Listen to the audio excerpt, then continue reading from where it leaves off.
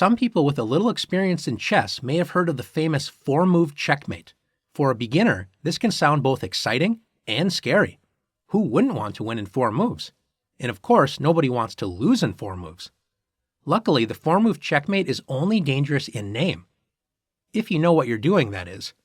The four-move checkmate is a fast attack that develops some pieces very quickly toward the center and the enemy king.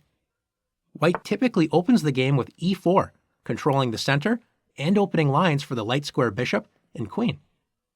Black responds with e5, controlling the center and opening up lines. And after bishop to c4, White quickly brings the bishop to an active diagonal, controlling the center and pointing at the weak f7 square. Notice the f7 square is only protected by Black's king.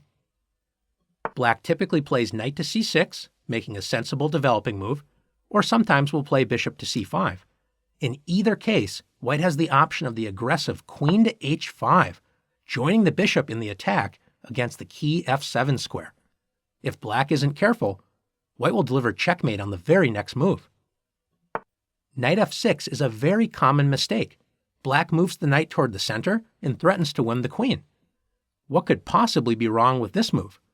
Unfortunately, it forces the white queen to move exactly where it wanted to go, the f7 square, and deliver checkmate. You'll notice that the black king has nowhere to run. Black also can't block the check as the queen is literally touching the king. Notice Black has no piece to capture the queen, and the king cannot capture the queen because then the light square bishop would capture the king, and that's not allowed. This is the four-move checkmate. Now let's go back and see how Black could have avoided this unfortunate end to the game. After the moves e4, e5, bishop c4, knight c6, and queen h5, Black must block the f7 square. The best way to do this is by playing g6. It attacks the queen, and it prevents the queen from capturing f7. White retreats the queen, but don't celebrate too early. The white queen refocuses its attack on the f7 square, threatening checkmate on the very next turn. Black can once again block the queen's path to the f7 square and develop a piece at the same time with knight f6. Notice if White tried to capture the knight, Black would recapture and win the queen. At this point, Black is safe and White has wasted some time running around with the queen. Finally, we have one more aggressive idea to be prepared for when our opponent tries to win the game with the four-move checkmate.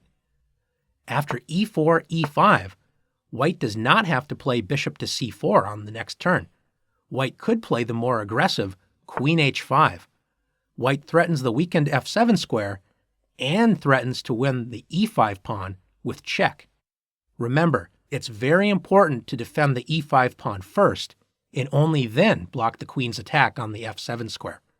The best move for Black is knight c6, developing a piece toward the center and protecting the e5 pawn. After bishop to c4, White's bishop joins the attack on the f7 square. Do you remember how Black can best block the f7 square and attack the queen? That's right, g6. White sets up another checkmate with queen f3, threatening to take on f7. Do you remember how to block the second checkmate attack? That's right, knight to f6. Now that you've learned what the four-move checkmate is, it's time to see what you've learned.